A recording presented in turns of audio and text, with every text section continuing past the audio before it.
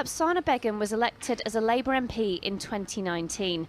That was followed by an 18-month personal legal battle with Tower Hamlets Council. Accused of lying to get a council flat, last week she was found not guilty. When that not guilty verdict came in, how did you feel? I think I just felt a huge sense of relief, but it's been really 18 months and more really of kind of feeling like I couldn't really talk about what was happening to me. And so when that verdict came, I think my knees gave way, and I just, the emotions just came rushing in. Central to her defence was that she was a victim of domestic abuse. In court, she described a chaotic period in her early 20s following the death of her father, when she fled her family home to a marriage that became increasingly controlling. It was a case about housing, essentially, but actually it was about a lot more than that, really, wasn't it, for you? There was so much that had to be covered in terms of what I'd been subjected to over the years.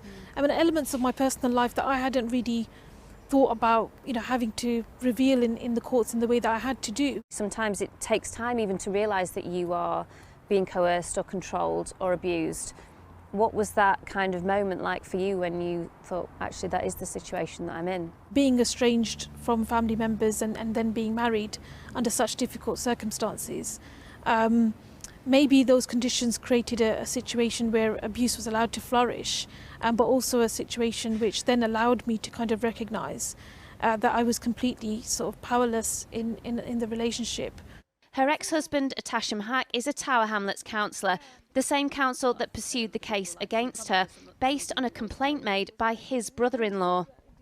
In your statement outside court, you said that a lot of what had happened had been driven by malicious intent, were your words. What did you mean by that?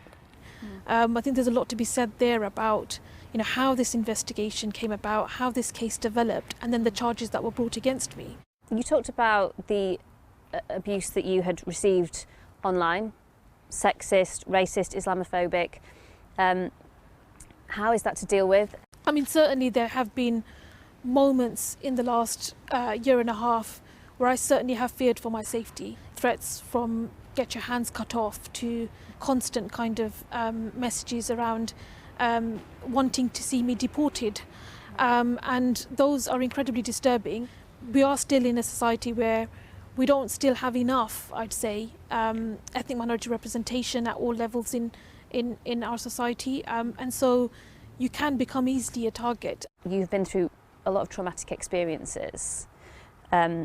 Do you carry them with you, do you think? I do take those personal experiences and what I was subjected to in earlier years in me to try and drive myself forward to make sure that, I guess in a lot of ways, this kind of situation is not something that anybody else has to face in my constituency, in my area, in my community, and actually anywhere else. Apsana Begum, thank you very much. Thank you.